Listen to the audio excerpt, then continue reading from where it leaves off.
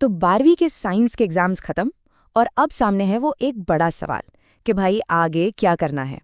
चलिए आज इसी पर बात करते हैं और देखते हैं कि कौन कौन से रास्ते हैं और अपने लिए सही रास्ता कैसे चुना जाए। एग्जाम्स खत्म होने के बाद ना एक अजीब सी शांति छा जाती है, एक सन्नाटा सा।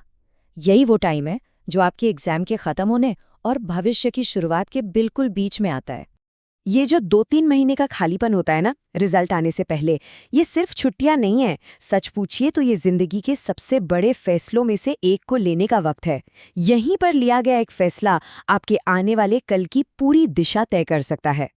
तो होता क्या है, ज्यादातर स्टूडेंट्स ना एक ही जानी पहचानी राह पकड़ लेते हैं।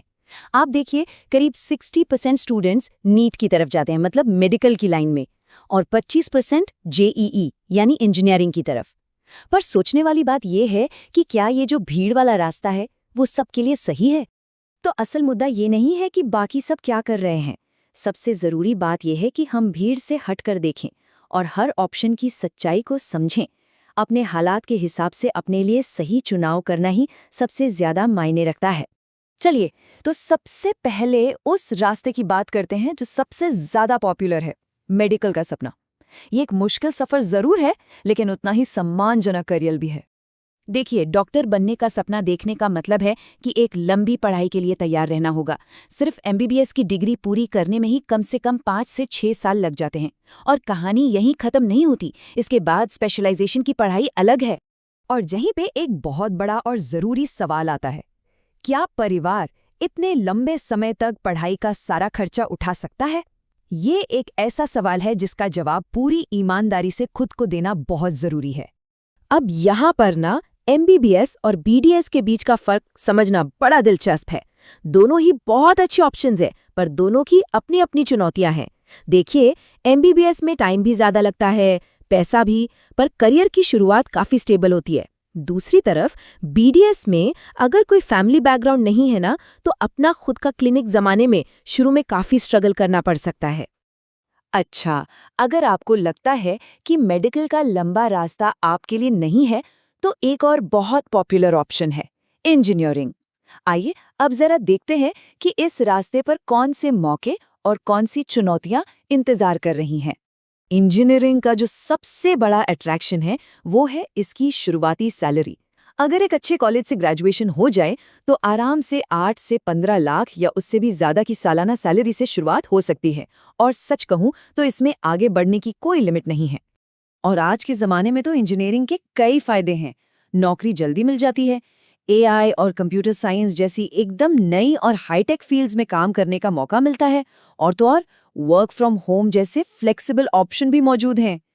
हाँ, पर एक सच ये भी है कि सफलता की कोई गारंटी नहीं होती। एक ब्राइट करियर ना बहुत कम लोगों का बन पाता है, और इसमें सबसे बड़ा रोल होता है आपके कॉलेज का। मतलब एक अच्छे कॉलेज में एडमिशन लेना बेहद ज़रूरी हो जाता है। अब उन लोगों के लिए बात करते हैं जिनके सामने आर्थिक दिक्कतें हैं या जो जल्दी से एक स्टेबल करियर चाहते हैं। उनके लिए एक बहुत ही दमदार तीसरा ऑप्शन भी है। बीएससी नर्सिंग को सिर्फ एक डिग्री की तरह मत देखिए। ये एक बहुत ही स्मार्ट करियर चॉइस है जो आपको अच्छी खासी वैल्यू और सिक्योरिटी दोनों देती है। और नर्सिंग में करियर बनाने का रास्ता भी काफी साफ और सीधा है। 12वीं के बाद एंट्रेंस एग्जाम क्लियर करो, 4 साल की डिग्री पूरी करो और आप एक सम्मानित और स्थिर प्रोफेशन के लिए पूरी तरह तैयार हैं। तो हमने बाहर के रास्ते तो देख लिए, मेडिकल, इंजीनियरिंग, नर्सिंग। लेकिन अब सफर को अंदर की तरफ मोड़ना होगा, क्योंकि आखिरी फैसला तो खुद को समझकर ही लिया जा सकता है। तो ये जो एग्जाम और रिजल्ट के बीच का टाइम है ना, इसका इस्तेमाल खुद को जानने और समझने के लिए करना चाहिए। अपनी ताकत क्या है, अपनी दिलचस्पी किस चीज़ में है और अपनी सीमाएं क्या हैं, इन सब को ईमानदारी से पहचानना होगा। सबसे पहला काम, अपनी आर्थिक स्थिति के बारे में पूरी ईमानदारी से सोचिए। क्या घर वाले बिना किसी दबाव के एक लंबी पढ़ाई का खर्च उठा सकते हैं? इसके बाद ये सोचना है कि दूसरों की उम्मीदों से हटकर असल में अपनी काबिलियत और अपनी रुचि किस तरफ है।